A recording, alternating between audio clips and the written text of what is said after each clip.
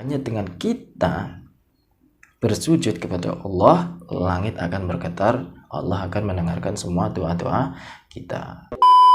Assalamualaikum warahmatullahi wabarakatuh. Bismillah, alhamdulillah, wassalatu wassalamu ala rasulillah Muhammad ibn Abdillah wa ala alihi wa sahbihi wa mawalah amma ba'da. Apa kabar sahabat santri?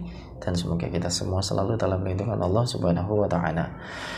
Sholat duha, siapa yang tidak mengerti tentang sholat duha? Pada definisinya, kebanyakan orang mengetahui tentang sholat duha adalah sholat untuk memperlancar rezeki kita, baik dalam keuangan, kesehatan, karir, anak, dan sebagainya. Itulah ketika manfaat dari sholat duha. Wa ma khalaqtul jinna wal insa illa liya'budun. Dan aku tidak menciptakan manusia dan jin kecuali untuk menyembah kepadaku. Pada dasarnya sholat duha adalah sholat, ya, bentuk ketaatan kita kepada Allah Subhanahu wa ta'ala, walaupun itu hukumnya sunnah, bahwa kita masih senantiasa mengingat kepada Allah. Jika seseorang itu senantiasa mengingat kepada Allah, Allah pasti akan mengingat kita.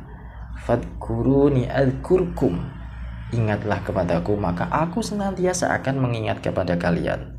Itu adalah kalam dari Allah Subhanahu wa ta'ala. Jadi jangan sampai kita melupakan Allah, melalaikan Allah, tidak memperjuangkan hak kita kepada Allah. Itu jangan sampai.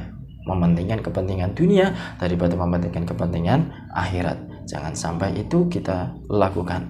Tapi kepentingan dunialah sebagai jembatan untuk menuju akhirat yang lebih baik. Karena tidak ada kehidupan yang kekal setelah ini kecuali di akhirat. Nah, kita akan membahas tentang sholat duha. Ada beberapa keutamaan atau dahsyatnya sholat duha.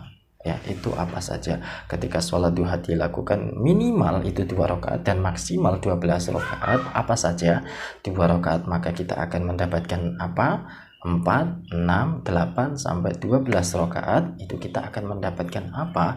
Yang pertama, ketika seseorang melakukan sholat duha 2 rakaat, maka orang tersebut tercatat orang yang tidak lalai pada hari tersebut. Maksud lalai itu apa? Maksudnya adalah orang tersebut tidak lalai untuk mengingat Allah Subhanahu wa ta'ala.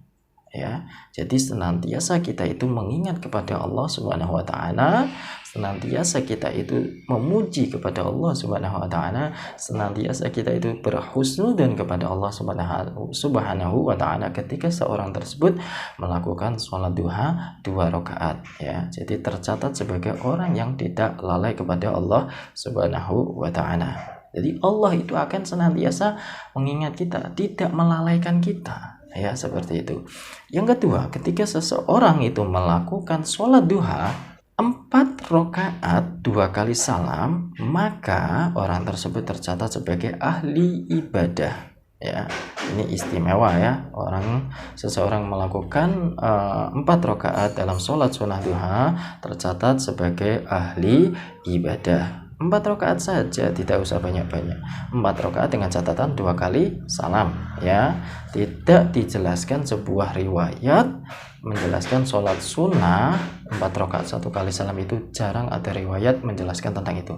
Tetapi kebanyakan riwayat menjelaskan adalah 2 kali salam, 2 rakaat 1 kali salam, 2 rakaat 1 kali salam. Nah, ketika seorang itu melakukan sholat duha 4 rakaat 2 kali salam, maka tercatat sebagai ahli ibadah, ya.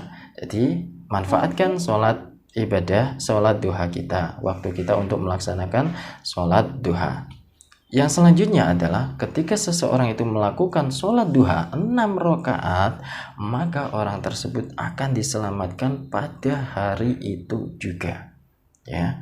Apalagi kita sering kita berdoa ketika Allahumma inni as'aluka salamatan fid din wa afiyatan fil jazati wa ziyadatan fil ilmi wa barakatan fil rizqi wa taubatan qoblal maut wa maghfiratan ba'dal maut, dan sebagainya.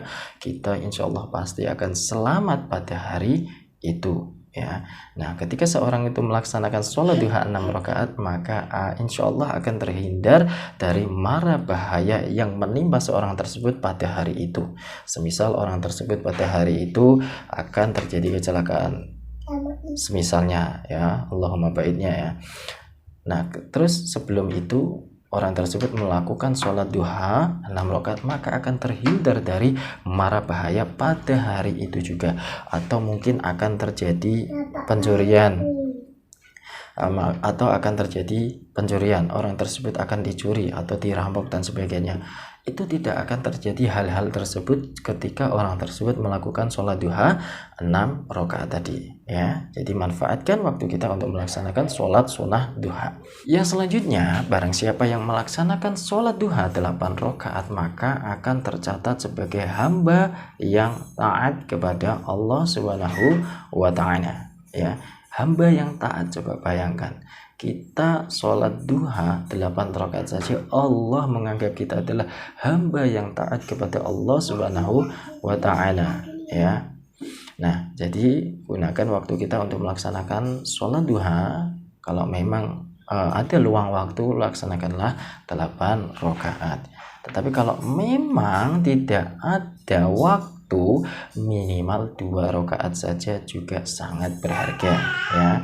Tetapi kalau seorang melaksanakan sholat duha 8 rakaat, maka akan dianggap oleh Allah sebagai hamba yang taat kepada Allah Subhanahu wa ta'ala. Nah, selanjutnya yang terakhir, ketika seseorang itu melakukan sholat duha 12 rakaat, berarti ketika seorang melakukan 12 rakaat, berarti itu 6 kali salam ya, karena 2 rakaat salam, 2 rakaat salam, 2 rakaat salam, 2 rakaat salam, 2 rakaat salam, dan 2 rakaat salam, berarti ada 6 kali salam ya. Itu melakukan sholat sunnah duha 12 rakaat, maka Allah akan membangunkan rumah di surganya Allah Subhanahu wa ta'ala. Sangat istimewa sekali ya. Jadi ketika seorang hamba melaksanakan sholat 12 rakaat, Allah itu sangat mencintai hamba tersebut. Allah itu sangat bangga dengan hamba tersebut, sampai-sampai Allah akan membangunkan sebuah rumah di dalam surganya Allah Subhanahu wa ta'ala. Jadi kita paling tidak kita punya bekal di akhirat kelak, dengan hanya melakukan sholat duha 12 rakaat, kelak kita akan dibangunkan rumah di dalam surga Allah. Jadi insya Allah pasti kita akan menjadi ahlul jannah atau ahli surga. Hanya dengan kita bersujud kepada Allah, langit akan bergetar, Allah akan mendengarkan semua doa-doa kita ya. Jadi itulah beberapa dahsyatnya sholat duha beberapa rakaat, yang mana memang keutamaannya itu adalah kepentingan duniawi, yang mana memang ada kepentingan juga akhirat, yang mana sangat menguntungkan bagi manusia, dan Allah itu pasti memberikan keuntungan yang besar kepada hambanya yang taat dan hambanya yang senantiasa mengingat kepada Allah Subhanahu wa ta'ala. Jadi ayo kita bersama-sama memperbaiki diri dan bersama-sama melaksanakan sholat duha. Kalau memang tidak mampu 12 rakaat, 8. Kalau memang tidak mampu 8, 6. Kalau memang tidak mampu 6, 4. Dan tidak mampu lagi, usahakan 2 rakaat. Usahakan jangan sampai tidak melaksanakan sholat duha sama sekali, karena keuntungannya untuk kita dan keluarga kita. Semoga bisa menjadi amal jariah bagi kita semua. Dan apabila ada salahnya, saya mohon maaf sebesar-besarnya. Wallahu muwaffiq ila aqwamit thoriq. Assalamualaikum warahmatullahi wabarakatuh.